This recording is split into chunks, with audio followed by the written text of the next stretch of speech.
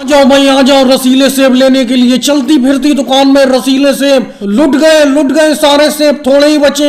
आ जाओ सस्ता दाम लगा दिया, 10 रुपए किलो, 10 रुपए किलो। मम्मी वो देखो मोदी जी सेब बेचते फिर रहे हैं, एक सेब दिलवा दो, बहुत तेज भूख लगी है, काम करके आ रहे हैं, बहुत तेज भूख लगी है, दिलवा दो एक सेब दिलवा दो। बिल्कुल भी भूख बर्दाश्त नहीं हो रही है मम्मी जी, दिलवाओ ना दिलवाओ। मेरे बेटे कहाँ से तुझे दिलवाऊं, 10 रुपए की तो मजदूरी हुई है और उसमें से तुझे सेब दिलवा दूं तो घर का खर्चा कैसे चलेगा, ये बताओ कैसे चलेगा। मैं नहीं दिलवाऊंगी तुझे सेब, घर जो रखे हुए हैं अंगूर वही खा लेना। सोनिया जी ये तो कोई बात नहीं हुई, कैसे राहुल का दिल तोड़ रही हो, क्यों नहीं दिलवा रही हो सेब। अरे 10 रुपए की मजदूरी करके आई तो 10 रुपए किलो ही बेच रहा हूँ, दिलवा दो 10 रुपए की 1 किलो सेब, पेट भर जाएगा तीनों लोगों का, योगी जी तक का भर जाएगा। अरे मोदी जी अजीब मजाक करते हो, 10 रुपए की आमदनी हुई है, 10 रुपए के सेब ले लूं, बाकी घर का खर्चा कैसे चलेगा। तुम दोगे घर के खर्चे के लिए पैसे, ये बताओ, तुम तो अपनी आमदनी करके चले जाओगे। अरे सोनिया बहना इन मोदी जी की बातों में मत आना, ये उल्टी सीधी बातें करके सामान को चेप देते हैं और जब घर जाके सामान को देखो तो उल्टा सीधा निकलता है। ये हर दिन नई से नई चीज बेचते रहते हैं, टोकरी में चलते फिरते साइकिल से। कुछ दिन पहले ये पपीता बेच रहे थे, मैंने इनसे पपीता ले लिया, बड़ा अच्छा बताया इन्होंने, घर जाके देखा बिल्कुल कच्चा पपीता। कोई भी सामान मत लेना सोनिया बहना इनसे। राहुल सोनिया जी कह तो रही है कि तुम्हारे घर पे अंगूर रखे, घर पे पहुंचने ही वाले हो, घर जाके अंगूर खा लेना। इनके सेब बिल्कुल मत खाओ, सेब बिल्कुल अंदर बेकार सड़े हुए निकलेंगे। अरे योगी जी तुमने मुझसे 200 ग्राम का एक पपीता क्या ले लिया है, हर जगह बदनामी करते फिरती हो। उस दिन केजरीवाल के सामने मेरी बदनामी कर रहे थे। अरे तुमने पपीता क्या लिया है, जान पे आफत बन गए हो, मेरी ग्राहकी बेकार करते जा रहे हो, हर किसी के सामने कुछ ना कुछ कहते रहते हो। अरे थोड़ी बहुत देर में सोनिया जी को मैं ये सेब दे ही देता बातों में लेके, लेकिन बीच में तुमने अपना रोड़ा डाल दिया। अब कैसे करके बिकेंगे सेब। ऐसा करो जितने का तुम्हारा पपीता था, तुमने जितने का मुझसे खरीदा था उतने मुझसे पैसे ले लो, हर जगह मेरी बुराई करना छोड़ दो। अरे मोदी जी योगी जी तुम्हारा तो काम बन गया, हम ही रह गए पीछे भाई। कैसे अखिलेश मैं तुम्हारी बात को समझा नहीं, कैसे काम बन गया। अरे भाई मोदी जी देखो, हम तो अब भी सर पर टोकरी ढो रहे हैं, सर पर टोकरी रखे रखे सर में दर्द होने लगता है, जबकि आपने हाथ से खींचने वाला ठेला ले लिया और योगी जी ने पीठ पे लटकाने वाली टोकरी ले ली। वैसे तो आप दोनों लोग भी पहले सर पर टोकरी रखकर सब्जी बेचा करते थे मेरी तरह। वैसे अखिलेश अब भी तुम फायदे में हो, हमसे ज्यादा फायदे में हो तुम। अरे मैं अपने ठेले पे कटहल रख के ले जा रहा हूँ, मेरा ठेला इतना चौड़ा है पतली गली में नहीं ले जा पाता मैं इसे, लेकिन तुम जो अपने सर पर मूली की टोकरी रखी हुई हो वो कहीं पे भी पतली गली में ले जाके बेच सकती हो। अरे योगी जी बहुत गाजर ले जा रहे हो, आज तुम हाथ में भी ले जा रहे हो दबा के और पीछे टोकरी भी फुल है तुम्हारी। अरे ले तो जा रहा हूँ मोदी जी, बिक जाए ये गाजर तभी की तो है, कल जो बिकने से बच गई थी वो मैंने हाथ में ले ली है, पहले उन्हीं को बेचूंगा और ताजी ताजी गाजर मेरे पीछे टोकरी में। अरे मोदी जी रोको रोको, अपने ठेले को यहीं पे रोक लो रोक लो। अरे राहुल तुम पीछे से कब आ गए, देखा ही नहीं हमने। बोलो क्या चाहिए तुम्हें, कटहल दे दूं ये। हाँ कटहल तो चाहिए, कटहल का अचार बनाऊंगा मैं। तुम भी बेफालतू के चक्कर में पड़े हो राहुल। अरे मेरी गाजर का अचार बनाओ, गाजर के अचार में बड़ा मजा आता है खाती हुई, बना के देखो। अरे पिछले साल मैंने गाजर का अचार बनाया था, नहीं मजा आया खाने में, कटहल का ही अचार बनाऊंगा मैं तो। योगी जी ये गलत बात है, राहुल मुझसे कटहल खरीद रहा है और राहुल को तुम अपनी तरफ बुला रहे हो गाजर खरीदने के लिए, ये कोई बात नहीं हुई। अरे राहुल राहुल राहुल इधर देखो राहुल। राहुल को चुपके क्या बुला रहे हो अखिलेश, योगी जी की तरह तेज आवाज में बुलाओ। अरे नहीं मोदी जी, मैं तो यूं ही राहुल से कह रहा था, राहुल अगर तुम्हें मूली का अचार बनाना हो मूली ले लो, मेरी बहुत बढ़िया ताजी ताजी मूली है। नहीं अखिलेश, मूली का तो अचार मैं खाता ही नहीं हूँ, मूली का अचार खाते ही पेट में बहुत बुरी गैस बनने लगती है, मैं नहीं खाता हूँ मूली का अचार। सुन लिया अखिलेश और योगी जी तुमने राहुल का फैसला। अरे वो गाजर और मूली का अचार खाना ही नहीं चाहता है, वो कटहल का अचार खाएगा। कटहल दूंगा मैं उसे बढ़िया वाला, अभी देता हूँ बहुत बढ़िया कटहल निकाल के। अरे भाई कैसे तांगे को हल्के हल्के चला रहे हो, तेजी से को ना चलाओ। अरे मेरा हवाई जहाज छूट जाएगा, मैं अपने मामा के यहाँ जा रहा हूँ इटली, बहुत टाइम से मैं उनसे मिला नहीं हूँ, आज मिलने के लिए जा रहा हूँ। किसके तांगे पे मैं बैठ गया, बिल्कुल हल्के हल्के चला रहे हो, क्या तुम्हारे घोड़े के पैरों में मेहंदी लगी हुई है जो इतने हल्के हल्के चला रहे हो। अरे भाई क्या वाकई में तुम हवाई जहाज से जा रहे हो कहीं पे। हाँ भाई मैं इटली हवाई जहाज से ही जाऊंगा, कोई इस तांगे से थोड़ी चला जाऊंगा। और भाई आप कौन से गांव के रहने वाले हैं और कहाँ जा रहे हैं। भाई तुम मामा के यहाँ जा रहे हो, मैं मामा के यहाँ से आ रहा हूँ, मैं भी अपने मामा के यहाँ गांव में आया हुआ था, पूरे 1 महीना रह के जा रहा हूँ। भाई साहब क्या टांगे को इतने ही हल्के हल्के चलाते हो और इतना ओवरलोड भरते हो? कम से कम घोड़े की तरफ तो तरस खाया करो, बेचारा जानवर है, उस पे इतना वजन क्यों लेके चलते हो? अरे भाई साहब मैं इतनी देर से तुम्हारी बकवास सुन रहा हूँ। अरे भाई घोड़ा मेरा है, मैं इस पे कम सवारी बैठा लूं या ज्यादा सवारी बैठा लूं? क्या सवारियों को मैं तुम्हारे ऊपर लेके चल रहा हूँ? ये बताओ तुम्हें क्यों दर्द हो रहा है? अगर घोड़ा घास से याराना करेगा तो खाएगा क्या? कहने का ये मतलब है अगर मैं कम सवारी बैठा लूंगा तो बचत क्या होगी मुझे? अरे भाई साहब घोड़े को थोड़ा चाबुक मारो, तेजी से दौड़े घोड़ा। बिल्कुल हल्के हल्के चल रहा है तुम्हारा घोड़ा, ज्यादा सवारी बैठा रखी है तुमने इसीलिए हल्के हल्के चला रहे हो। कम सवारी बैठाला करो और तेजी तेजी चलाया करो। अरे भाई साहब आज इस टांगे में एक से एक खिलाड़ी बैठे हुए हैं, सब उल्टी सीधी बातें कर रहे हैं। मैं अपने घोड़े के कभी चाबुक नहीं मारता, मैं अपने घोड़े को बड़ा प्यार से रखता हूँ। अरे ये क्या है, इंस्पेक्टर राजनाथ सिंह जी बड़े चले आ रहे हैं टांगे की तरफ। रोको भाई रोको, अपने टांगे को रोको, यहीं पे रोक दो। जी सर जी, क्या गलती कर दी हमने? अरे भाई मैंने अभी हल्का हल्का सुना कि तुम कह रहे थे मैं अपने घोड़े के चाबुक तक नहीं मारता हूँ। चाबुक मारते नहीं हो और टांगे पर इतनी सवारी बैठा रखी है कि घोड़ा जबान निकाल रहा है बाहर। बिल्कुल घोड़ा बदहवास है। जी सर जी, मैं सवारी कितनी भी बैठा लूं, आपने सही सुना, मैं चाबुक नहीं मारता हूँ अपने घोड़े के। चाबुक मारो ना मारो मुझे कोई लेना देना नहीं। आज से तुम्हारे टांगे पर अगर ज्यादा सवारी दिख गई तो मैं तुम्हारा चालान काट दूंगा। अरे राहुल, मैंने अपनी बैलगाड़ी के बैलों की रस्सी तुम्हारे हाथ में पकड़ा दी है, सही से पकड़े रहना, समझे? अगर बैल दाएं बाएं भागे बता देना। और अपना गांव के मेले में पहुंचने ही वाले हैं, जल्दी जल्दी अपने पैसे निकाल के तैयार रखो। मेरे किराए के पूरे 50-50 रुपए निकाल के तैयार रखो। अरे मोदी जी 50-50 रुपए ज्यादा ना मांग रहे हो? 50 रुपए में तो हम गाँव का पूरा मेला घूम लेंगे। अरे मैं भी लालू जी की बातों में आ गया, इन्होंने बताया दूसरे गाँव में बहुत भारी मेला लगा है, देखने के लिए चलते हैं। मोदी जी अपनी बैलगाड़ी ले जा रहे हैं, बैलगाड़ी पे बैठा के ले जाएंगे सस्ते किराए पे। लेकिन मुझे क्या पता था तुम एक सवारी से 50 रुपए का किराया लोगे। मैं तो मेला देखने कभी नहीं जाता। अरे भाई मोदी जी, तुमने सवारी भी बहुत बैठा रखी है अपनी बैलगाड़ी में, बिल्कुल बैठा नहीं जा रहा है, हमें तो बिल्कुल पीछे बैठा दिया है, ऐसा लग रहा है कहीं गिर ना जाए। अरे राहुल, इस बार अपना मेले में जाके सबसे पहले तो सर्कस देखेंगे, उसके बाद ऊंचा वाला झूला झूलेंगे, क्योंकि पिछले साल के मेले में अपना ऊंचा वाला झूला नहीं झूल पाए थे। तुम कह रहे थे मुझे डर बहुत लगता है ऊंचे वाले झूले से, इस बार झूलेंगे अपना लोग। नहीं मेरे बेटे राहुल, योगी जी की बातों में मत आना, तू ऊंचा वाला झूला मत झूलना, बहुत डर लगता है उस पे, मैं बचपन में झूली थी।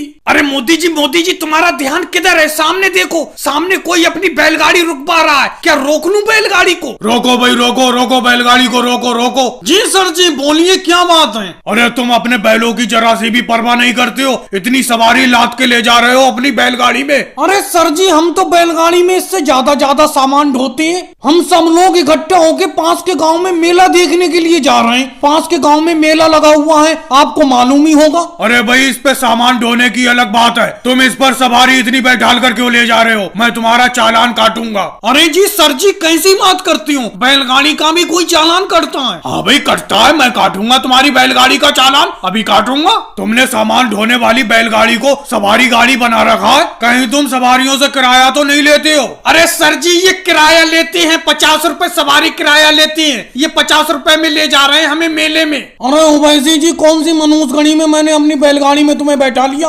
कटवा दिया मेरी बैलगाड़ी का चालान। रोको रोको मोदी जी, साइकिल रोको, अपनी साइकिल रोको रोको। अरे रोक तो ली योगी जी, रोक तो ली, बोलो क्या बात है, क्या बात है? मैं समझ रहा हूँ जो बात तुम कहना चाह रहे हो, समझ तो रहा हूँ मैं। अरे मोदी जी, समझ सब रहे हो, लेकिन मेरे पैसे देने का नाम नहीं है। मेरे पैसे कब लौटाओगे तुम? अरे पूरे 6 महीने हो गए तुम्हें पैसे लिए हुए, बताओ कब लौटाओगे? कब तक इंतजार करूं मैं अपने पैसों का? अरे योगी जी, मोदी जी, क्या बात है, क्या बात है, क्यों बहस कर रहे हो, क्या माजरा है, हमें भी तो बताओ कुछ। और मोदी जी, एक मलाई वाली जरा आइसक्रीम दे देना। अरे अखिलेश, क्या बताऊं, 6 महीने पहले इन मोदी जी ने मुझसे 250 रुपए उधार लिए थे अपनी आइसक्रीम का धंधा चालू करने के लिए। अब 6 महीने हो गए, ये पैसे देने का नाम ही नहीं ले रहे हैं। इन्होंने कहा था 1 महीने में मैं पैसे दे दूंगा जब आइसक्रीम का धंधा मेरा सही चलने लगेगा। इन्होंने आइसक्रीम से कम 1000 रुपए कमा लिए, लेकिन मेरे पैसे देने का नाम ही नहीं ले रहे। अब योगी जी, तुमने कह ली अपनी बात, कह ली। अब मैं बताता हूँ अखिलेश, सुनो। अरे मैंने आइसक्रीम का धंधा चालू करने के लिए इनसे 250 रुपए उधार तो लिए थे, लेकिन मेरी आइसक्रीम भी सारी की सारी उधार बैठी हुई है, सब लोगों ने उधार ली है। अब मुझे हल्के हल्के पैसे मिलते रहेंगे, इनके चुका दूंगा। इन्हें लग रहा है मैं 1000 रुपए कमा के बैठ गया। 1000 रुपए मेरे बिके जरूर हैं, लेकिन वो सब उधार फैला हुआ है। वो देखो सोनिया गांधी जी बैठी हुई है, उन पे भी मेरे 50 रुपए उधार हैं, वो भी देने का नाम नहीं ले रही हैं। और अगले मलाई वाली आइसक्रीम तो है नहीं, ऑरेंज वाली है, ऑरेंज वाली लोगे। और राहुल तुम मेरी आइसक्रीम की पेटी के पीछे क्या झांक रहे हो, क्या खोलना चाह रहे हो उसे?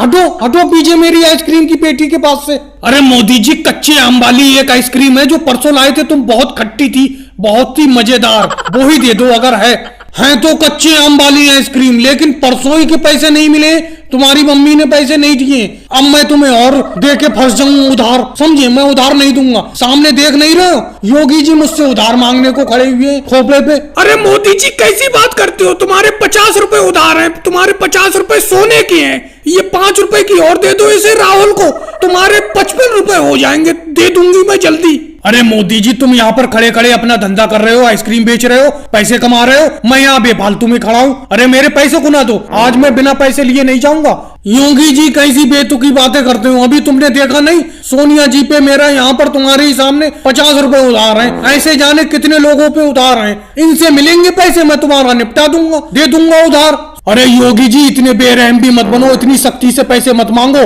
तुम्हें ध्यान है 2 साल पहले तुमने मुझसे पैसे उधार लिए थे, तुमने मुझे वो 1.5 साल में पैसे लौटाए थे, मैंने कोई सख्ती से मांगे थे तुमसे? अरे उनका पैसा फैला हुआ है सब में, मोदी जी का तुमने अभी अपने सामने ही देखा, सोनिया गांधी पे 50 रुपए उधार है उनके, और आज राहुल गांधी ने जो अभी 5 रुपए की आइसक्रीम ली है तो 55 रुपए हो गए। ऐसे जाने कितने उधार हैं उनके, मिलेंगे वो तुम्हारे, चुका देंगे। अरे भाई मोदी जी, कब बदलोगे अपनी ये आदत? तुमने अपनी बोट को, नाव को सवारियों से ओवरलोड कर रखा है।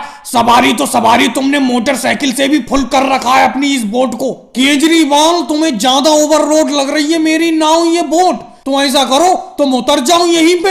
अरे कैसी भसड़ बात करती हो मोदी जी, मैं यहाँ पर कहाँ उतर जाऊं, बीच नदी में? अरे मैं ये कहना चाह रहा हूँ, तुम बैठे ही क्यों नाव में? तुम्हें ओवरलोड लग रही है, तुम बैठते ही नहीं मेरी नाव में। एक तो इस नदी पे कोई पुल नहीं है, मैंने तुम लोगों के लिए ये सुविधा कर रखी है कि मैं इस गांव के यात्रियों को उस गांव में पहुंचाता हूँ, उस गांव के यात्रियों को इस गांव में पहुंचाता हूँ। दोनों गांवों के बीच में नदी बह रही है। अरे मोदी जी, मुझे एक बात बताओ, तुम नदी में नाव चला रहे हो सवारी ढोने के लिए, तो क्या फ्री में चला रहे हो? अरे हमसे पैसा लेते हो बेहिसाब तुम, एक सवारी के 500 रुपए, तो इतनी बेहिसाब नाव क्यों भरते हो? कहीं पलट उलट गई किसी दिन ये नाव तो क्या होगा? अरे लालू जी, पलटने उलटने की बातें मत करो, पलटने के नाम से तो मेरा दिल धक धक करने लगा। मुझे तो तैरना भी नहीं आता है, पता नहीं इस नदी पर पुल कब बनेगा, तब तक मोदी जी यूं ही कमाई करते रहेंगे जम के। पूरे दिन भर की कमाई इनकी कम से कम 10,000 की होती होगी। ये बात तो गलत है राहुल, अगर होती होगी कमाई तो मेहनत भी तो करते हैं मोदी जी। इतनी सवारी को बैठाकर इतनी भारी नाव चलाना भी तो बहुत मेहनत का काम है। अरे भाई योगी जी, बात तो यहीं पे आके रुक जाती है, ये अपनी नाव में इतनी ज्यादा सवारी बैठाते क्यों हैं? ज्यादा सवारी से नाव के डूबने का कितना खतरा रहता है? ये तो चलो पानी की बात है, अगर ये रोड पे इतनी सवारी चलाते होते तो इनका चालान कट जाता।